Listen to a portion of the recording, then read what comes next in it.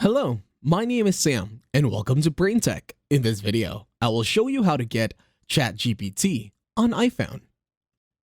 To start, open your internet browser in your mobile device. In here, use the search bar and then search for ChatGPT. Then select the link that says openai.com. Once you are now here, you can select Try ChatGPT. First, log in with your OpenAI account.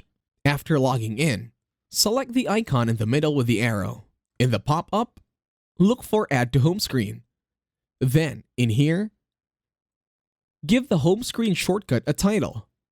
Once you are done, select Add on the upper right. Then, you can now close your internet browser. Once you close your internet browser, you will see that it's already here on the home screen added. Once you press on it, you will now be redirected instantly to openai.com. And that's it. Thank you very much for watching. Please leave a like, share, and subscribe to the channel.